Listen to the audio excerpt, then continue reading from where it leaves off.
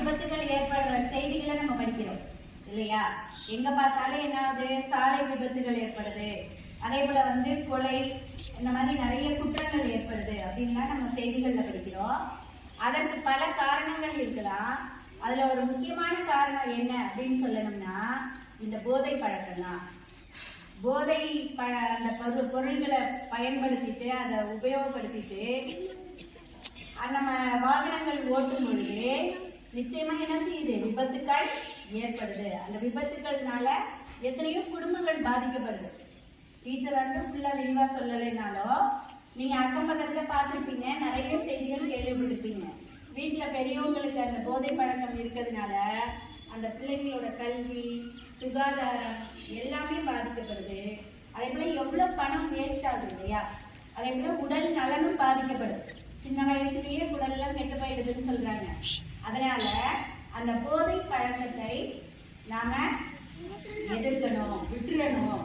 ஏன்னா நீங்க நாளைக்கு பெரியவங்களை ஆகும் பொழுது நீங்க என்ன செய்யணும்? நீங்களும் போதை பழக்கத்துக்கு ஆளாக கூடாது. யாருக்காச்சும் அந்த போதை பழக்கம் இருந்தா அதை நீங்க என்ன செய்யணும்? அவங்களுக்கு அறிவுரை சொல்லி திருத்தணும். என்ன, பெரியவங்க சொல்லி கேட்காதவங்க கூட சின்ன பிள்ளைங்க சொன்னா என்ன செய்வாங்க? கேட்டுக்குவாங்க. சரியா? அதனால இன்னைக்கு என்ன செய்ய போறோம் அப்படின்னா அந்த போதை பழக்கத்திற்கு எதிரான ஒரு உறுதிமொழிய நாம இப்ப எடுக்கணும். சரியா? சும்மா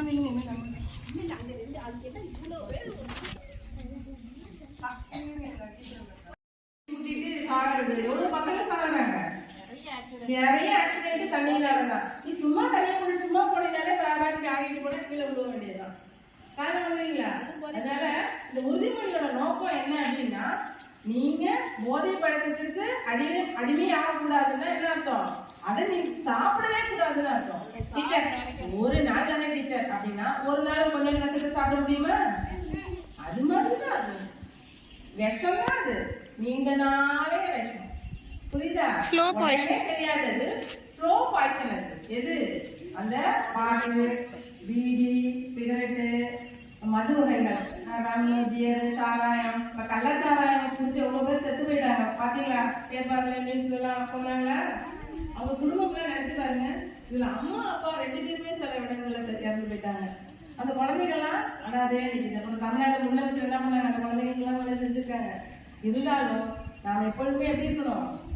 இப்போலேயே உறுதிமொழியை நீங்க மனசுக்குள்ளே ஏற்றிக்கிட்டே போகணும்.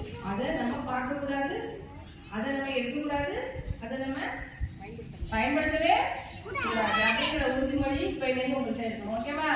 சரிப்பா, அப்படியே கிளாஸ் வாங்கி அதை போடாது போட்டு மிதந்தே இருக்கும்போது அதாவது நம்மளுடைய வளர்ச்சி நம்மளோட உற்பத்தி திறன் கம்மியாகும். அதெல்லாம் பயன்படுத்தாது. புரியுதா? அதெல்லாம் அந்த விலை கம்மியாக தான் கிடைக்கும். ஆனா அதெல்லாம் வாங்கி சாப்பிடாதீங்க.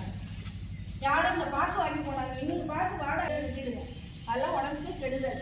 இப்போ வாய்க்கு ருசியா இருக்கும், ஆனா பின்னாடி தான் அதனுடைய விளைவு பெரும் பாதிப்பு உண்டாகும். கேன்சர் வரும்.